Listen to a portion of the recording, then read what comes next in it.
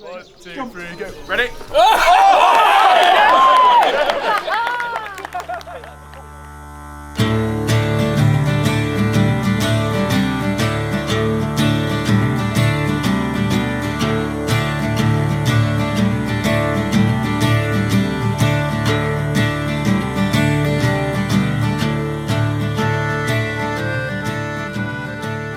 Right, I suppose we should start hearing about the lady of the day.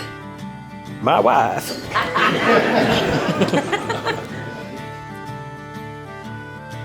When I saw you come down the aisle just a few hours ago, you literally blew me away. You look absolutely stunning, and I felt like the luckiest man being stood up there waiting for you.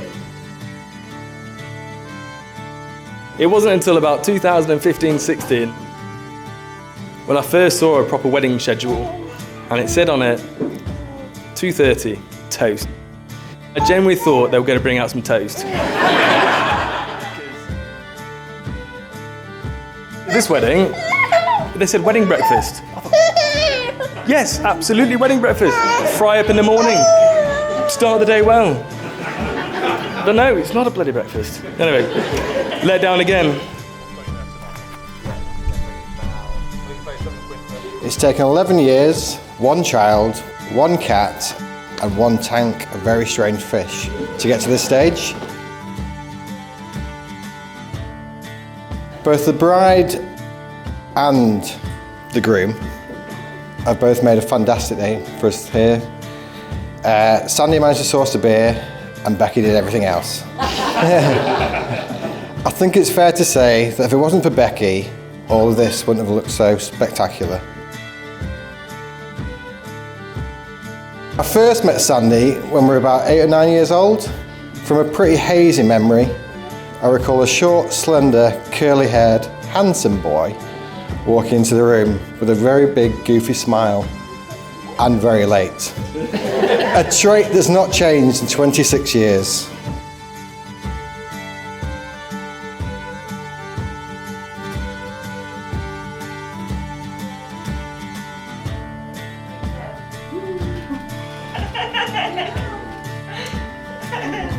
You look nice. The suits are awesome, don't they? I'm so happy with them.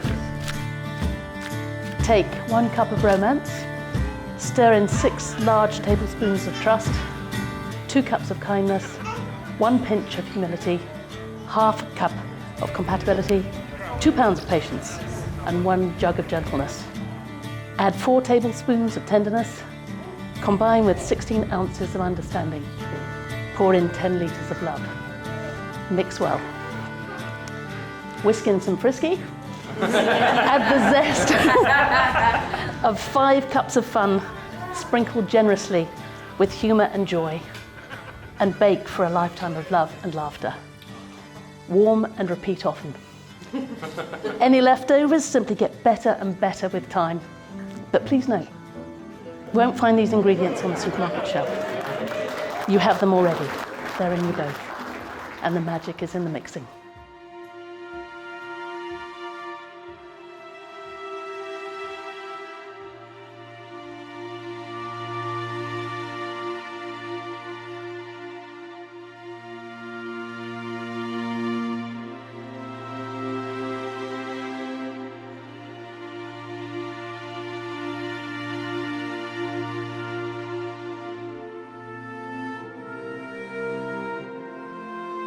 May I ask who gives Becky's hand in marriage?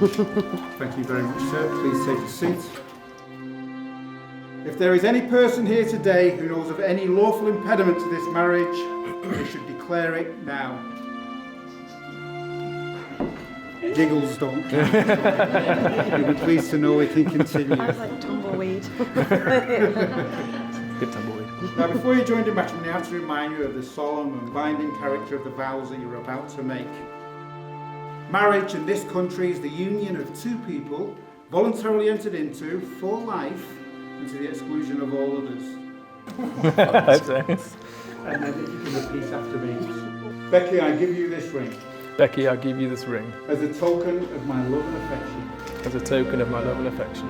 And in recognition of our shared life together. And in recognition of our shared life together. Remember, You can help that on if you like. Always making sure it's getting on there. So I need a bit of skincare mask. Like it. You're construction. Yes. You can offer Sandy's ring to Becky. And then if you could place that onto his finger halfway. Sandy, I give you this ring As a token of my love and affection. as a token of my love and affection, And in recognition of our shared life together. and in recognition of our shared life together. Wear it with feelings Wear it with feelings of love and joy always. of love and joy always. And then push the ring on with as much force. It's like, Right, that's what helps. Revenge is street. Round of applause, ladies and gentlemen.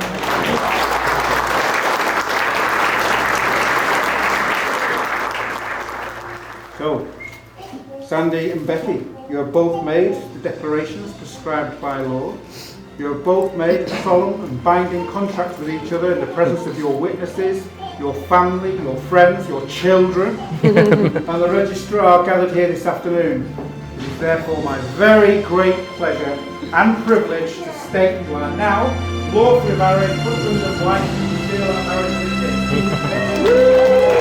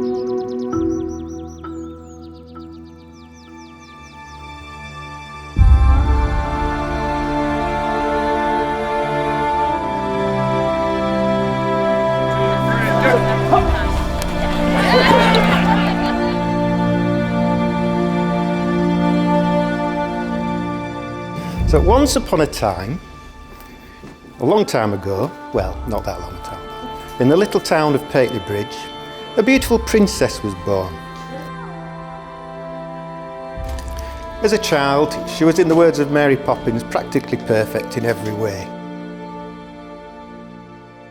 As Princess Rebecca matured, she began to think about finding a handsome prince.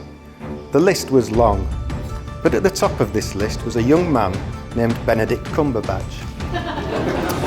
Unfortunately, he was already taken, so a new prince was required.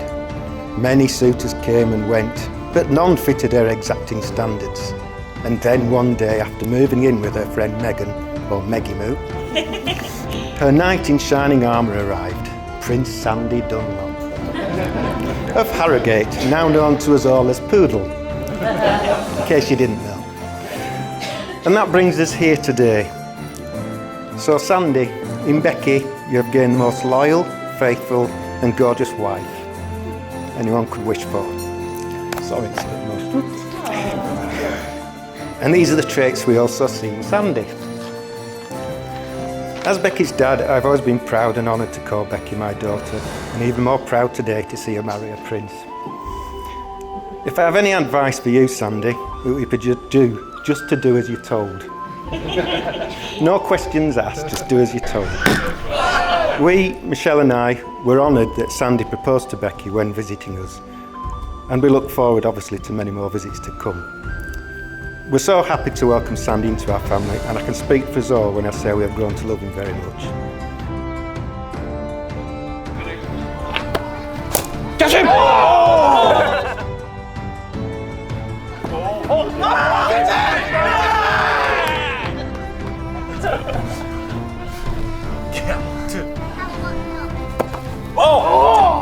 do really wish the best for you both. Freshly married with a beautiful daughter.